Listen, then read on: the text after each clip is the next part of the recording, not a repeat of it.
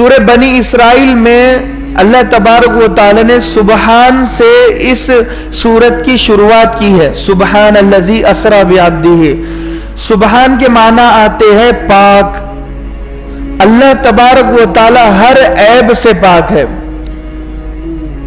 مشرکین مکہ یہ کہا کرتے تھے کہ ہم اس واقعے کو نہیں مانتے، کیونکہ معراج کا واقعہ ایسا واقعہ کہ پلک جھپکنے کے برابر سے بھی کم وقت میں اللہ کے نبی صلی اللہ علیہ وسلم کو زمین سے آسمان پر بلایا گیا اور آسمانوں کی سیر کرائی گئی، جنت کو دکھایا گیا، عذابات کو بتایا گیا. تو اتنا سارا بڑا سفر پلک جھپکنے سے کم وقت میں ہو گیا. تو یہ ہی مشرکین مکہ کہا کرتے تھے کہ ہم اس واقعے کو نہیں مان سکتے کیونکہ اس میں کوئی لاجک اور کوئی حکمت نہیں ہے. جیسے آج کے زمانے میں کوئی یہ کہے کہ میں پلک جھپکنے کے دیری کے برابر مکہ گیا، مدینہ المنورہ گیا، مسجد اقصی گیا اور میں 1 یا 2 منٹ میں وہاں سے واپس آ گیا، تو کوئی اس کا بھروسہ اور یقین نہیں کر سکتا. ایسے ہی مشرکین مکہ یقین نہیں کرتے تھے. تو اللہ تبارک و تعالی نے کہا کہ تم دیکھ رہے ہو محمد الرسول اللہ صلی اللہ علیہ وسلم کو، لیکن تم انہیں نہیں دیکھتے کہ جو اللہ تبارک و تعالی ہے، یعنی محمد کا رب ہے، کہ اللہ ہر عیب سے پاک ہے، ہر عیب سے پاک ہے. بیٹا تم الگ بیٹھ جاؤ، ادھر آ جاؤ بیٹا، ایک ادھر، بس وہیں بیٹھ جاؤ. تو یہ کہا جاتا ہے کہ اللہ ہر عیب سے پاک ہے.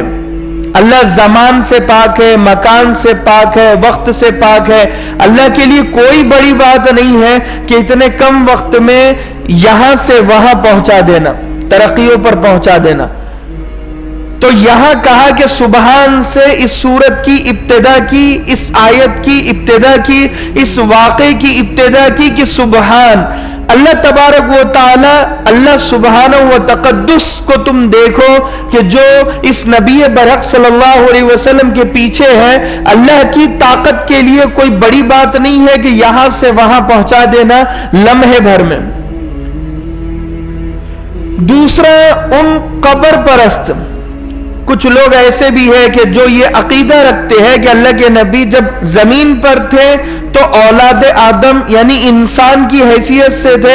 جب اللہ کے نبی اس سفر میں آسمان پر گئے تو اللہ کے نبی فرشتے بن چکے تھے. اللہ کے نبی جب آسمانوں سے اوپر گئے اور اللہ سے ملاقات ہوئی تو اللہ تبارک و تعالی نے تحفے میں آپ کو خدا بنا دیا. یہ عقیدہ بھی غلط ہے.